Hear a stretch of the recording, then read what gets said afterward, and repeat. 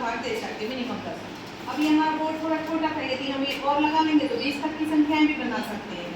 तो 20 तक हम किसी का भी भाग दे सकते हैं। अभी हमने 10 तक की संख्या इसमें डाली है।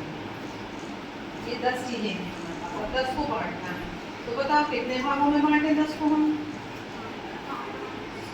5 में बांटना है। चलो आ जाओ, कौन बांटेगा? तुम आ जाओ।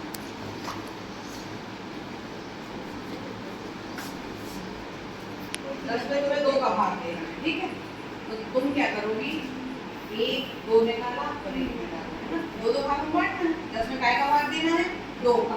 तो डाल दिया, ये 2 निकाला, इसमें डाल दो, फिर 2 निकालो, 2 नंबर में डाल दो, फिर 2 निकालो, में डालो, फिर 2 निकालो, 4 में डालो, फिर 2 निकालो। हमारे पास कुछ नहीं बचा। 10 में जब तुमने 2 का भाग दिया तो कितनी बार चला गया? 5 बार। 5 खंड में 2 भाग चले गए। अब तुम्हारे पास यहाँ कुछ नहीं बचा, ठीक है? तो बैठ जाओ। अब यहाँ देखो क्या लिखा है, 10 में कितने का भाग देना है? 3 का भाग। तुम्हारे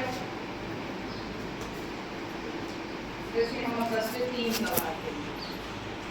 3 का भाग देंगे तो हम कितने कितने के जोड़े, कितने कितनी संख्या लेंगे?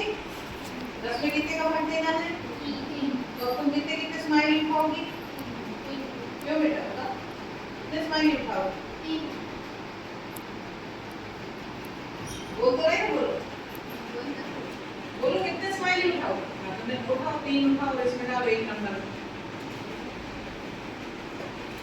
1 नंबर में डाल दो, ठीक है? फिर 3 उठाओ, काय में डालेंगे?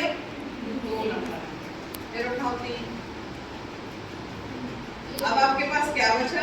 एक स्माइल। एक नहीं डाल सकते आपकी शर्त रहती है जब हम बांटते हैं तो भाग कैसे होना चाहिए? बराबर।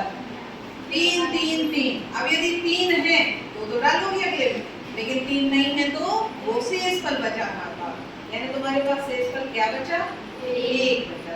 यानी 10 में जब हमने 3 का भाग दिया तो 3 बार भाग चला गया, है ना? और तुम्हारे पास शेषफल 1 स्माइली बचा। तो ये भाग की ऐसे अपन सारा भाग कर सकते हैं, है ना? आगे समझ में?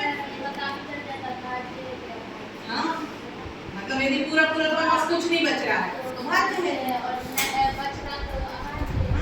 भाजी भी पता चल जाएगा और तुम्हें भागफल भी पता चल गया। ये जो संख्या लिखी है जितने बन जाएंगे ये भागफल है, और ये जो बचा है